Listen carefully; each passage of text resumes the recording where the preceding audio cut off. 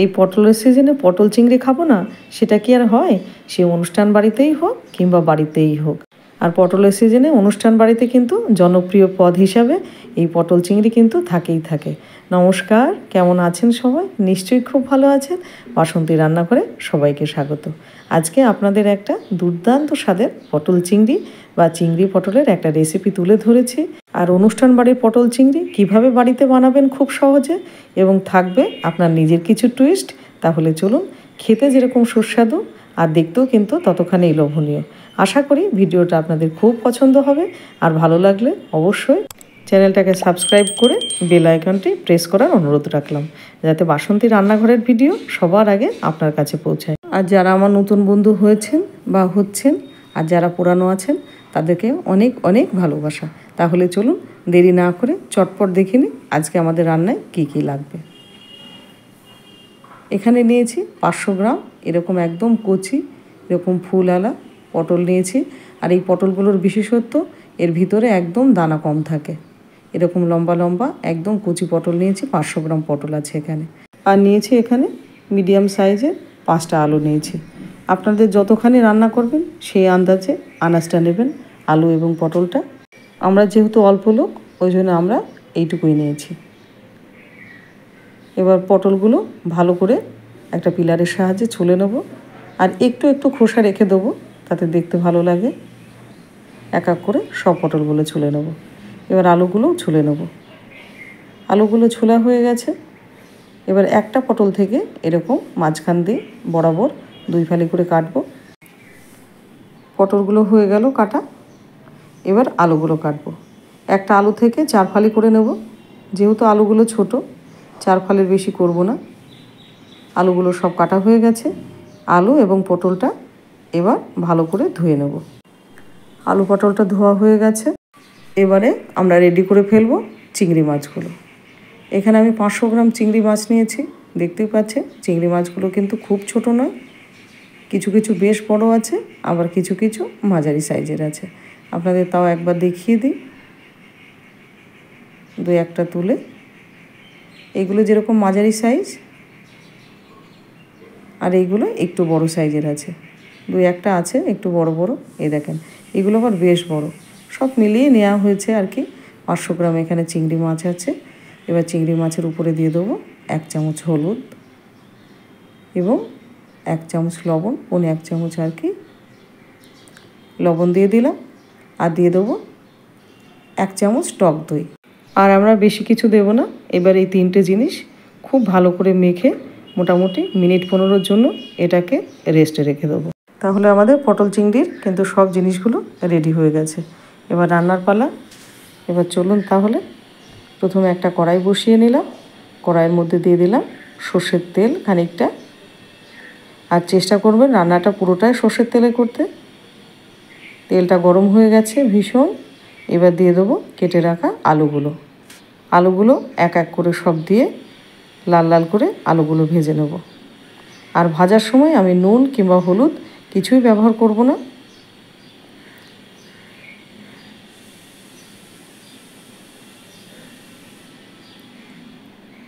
আর চেষ্টা করবেন আলুগুলো একটু ভালো করে লাল লাল করে ভাজতে। আলুগুলো ভাজা হয়ে গেছে খুব সুন্দর, দেখতেই পাচ্ছেন। এবার এক এক করে আলুগুলো তুলে নেব।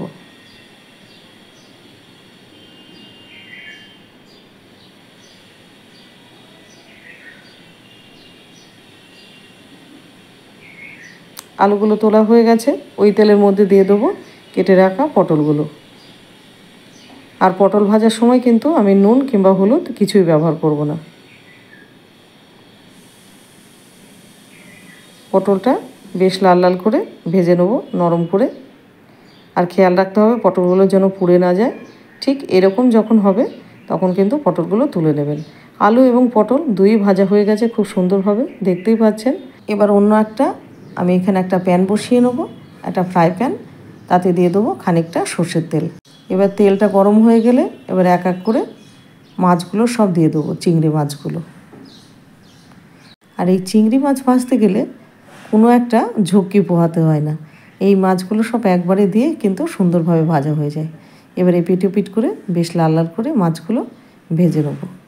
এই চিংড়ি মাছের একটা বিশেষত্ব আছে, এই মাছ ভাজতে গেলে অত ঝক্কি পোয়াতে হয় না। এই মাছটা ভাজা হতে থাক, ততক্ষণে করে নেবো একটা মশলা।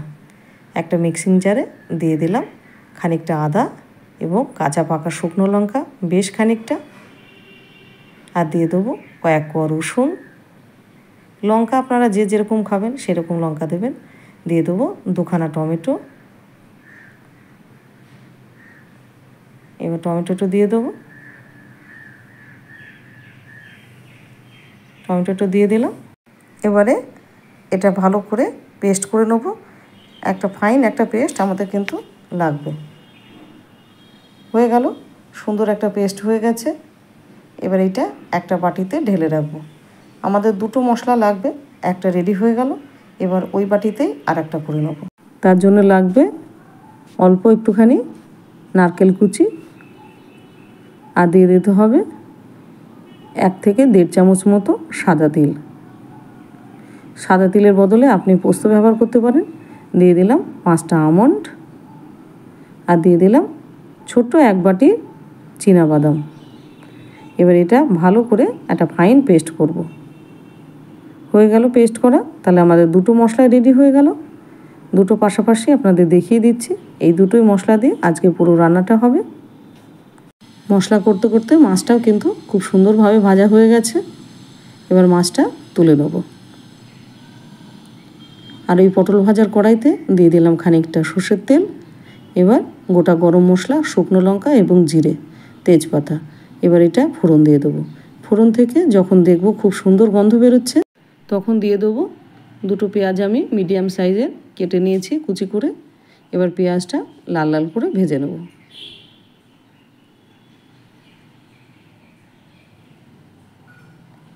পেঁয়াজটা ভাজার সময় অবশ্যই গ্যাসের ফ্লেমটা লো টু মিডিয়াম করে রাখবেন, যেন পেঁয়াজটা যেন কোনোভাবে না পুড়ে যায়। পেঁয়াজটা ভাজা হয়ে গেছে, আর এর বেশি ভাজবো না। এবারে দিয়ে দেবো টমেটোর পেস্টটা, দেবো আগে দিয়ে দিলাম। এবার ভালো করে এটা কষাতে থাকবো। 7 থেকে 8 মিনিট মশলাটা কষিয়ে নেব। আর এই সময় গ্যাসের ফ্লেমটা লো টু মিডিয়াম করে রাখবো। মশলাটা আমাদের প্রায় 7-8 মিনিট কষানো হয়ে গেছে। এবার দিয়ে দেবো জিরে গুঁড়ো 1 চামচ, ধনে গুঁড়ো 1 চামচ, কাশ্মীরি লঙ্কা গুঁড়ো 1 চামচ, হলুদ 1 চামচ। এবার মশলাটা ঢেলে দেবো। মশলাটা দেওয়ার পরে আবার মোটামুটি এখানে 10 মিনিট মতো কষিয়ে নেব। আর গ্যাসের ফ্লেমটা এই সময় কিন্তু একদম লো রাখবো। আর মশলাটা খুব ভালো করে কষিয়ে নিতে হবে, কেন মশলা যত ভালো করে কষাবেন তরকারির টেস্ট কিন্তু তত বেশি ভালো হবে। দিয়ে দিলাম স্বাদ মতো লবণ। লবণ দেওয়ার পরে আবার ভালো করে একটু নাড়াচাড়া করে আবার কষিয়ে নেব।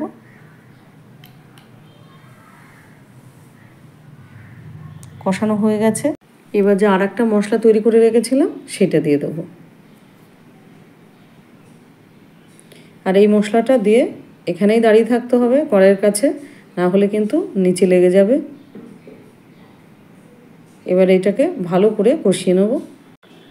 আর দিয়ে দেবো অল্প একটুখানি জল, যাতে নিচে না লেগে যায়। বাদাম আর তিল থাকলে মশলা কিন্তু নিচে লেগে যায়, সেদিকে খেয়াল রাখতে হবে। এবার এটাকে ভালো করে কষিয়ে নেব। আপনার ঘরে যা মশলা আছে সেই দিয়ে আপনি অনুষ্ঠান বাড়ির মতো একদম দুর্দান্ত স্বাদের পটল চিংড়ি বা চিংড়ি পটল রান্না করতে পারেন। এইভাবে একদম আঙুল চেটে খাবে, এতটাই ভালো হয়, সুস্বাদু। এবার মশলাটা কিন্তু আস্তে আস্তে তেলটা সেপারেট হয়ে আসছে এবং সুন্দরভাবে মশলাটা কষেছে। এবার দিয়ে দেবো ভেজে রাখা আলু এবং পটলটা। এবার আলু পটলটাকে দিয়ে ভালো করে কষিয়ে নিতে হবে। আর এই সময় গ্যাসের ফ্লেমটা একেবারে লো রাখবেন, কারণ কষানোর সময় কোনোভাবেই যেন নিচে লেগে না যায় কিংবা পুড়ে না যায় মশলাটা।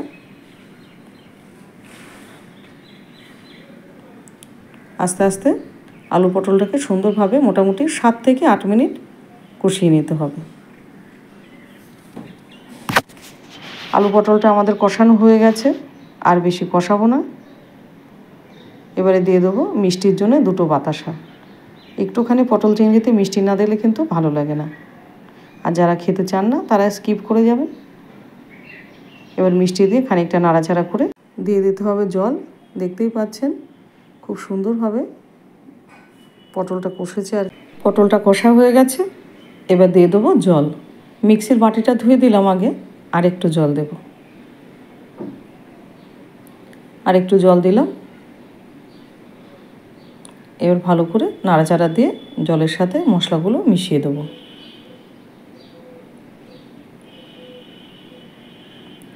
এবার দিয়ে দেবো মাছটা। মাছটা দিয়ে দিলাম। মাছটা দেওয়ার পরে আবার একটুখানি নেড়ে দেবো।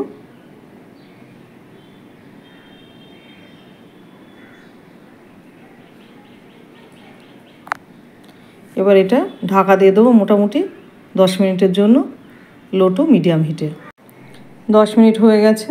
এবার দেখে নিই, পটল চিংড়িটা ফুটেও গেছে আর খুব সুন্দর গন্ধ বেরোচ্ছে, জানেন তো, সারাটা ঘর মোমো করছে। এবার একটু নাড়াচাড়া দিয়ে দেখে নেবো আলুটা সেদ্ধ হয়েছে নাকি।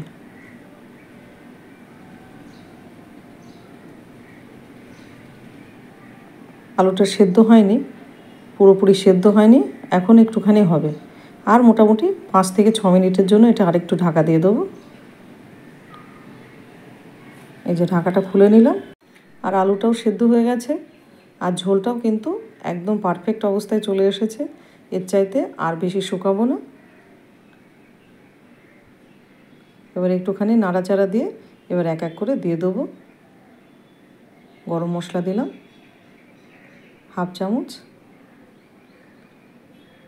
ঘি দিলাম একদম 1 চামচ ভরে। আর পটল চিংড়িতে একটু ঘি দিলে কিন্তু খুব ভালো লাগে খেতে। আর যারা ঘি খান না তারা স্কিপ করে যাবেন। এবার আরেকটু ভালো করে নাড়াচাড়া দিয়ে মোটামুটি 2 থেকে 3 মিনিট আরেকটু কুক করব। এবার একটু নাড়াচাড়া দিয়ে নেব। একদম পারফেক্টভাবে কুক হয়ে গেছে সব কিছু। এবার গ্যাসের ফ্লেমটা অফ করে দেবো। তাহলে রেডি হয়ে গেল আমাদের একদম অনুষ্ঠান বাড়ির মতো বা বিয়ে বাড়ির মতো সুস্বাদু পটল চিংড়ি। পটল চিংড়ি তো অনেকেই অনেকভাবে করেছেন, একবার এইভাবে একবার পটল চিংড়ি খেয়ে দেখবেন। মানুষের তো শেখার শেষ নেই, একদম মুখে লেগে থাকে। আর এটা খেতে এতটাই সুস্বাদু হয় যে আপনি এক মুঠ কিন্তু ভাত ধরেই খাবেন। তাহলে ভিডিওটা কেমন লাগলো আপনাদের? আশা করছি আপনাদের খুব ভালো লেগেছে। একটু অন্যভাবে করে দেখালাম পটল চিংড়ি। এইভাবে একবার বানিয়ে খেলে আপনার আজীবন কিন্তু এর স্বাদটা মুখে লেগে থাকবে।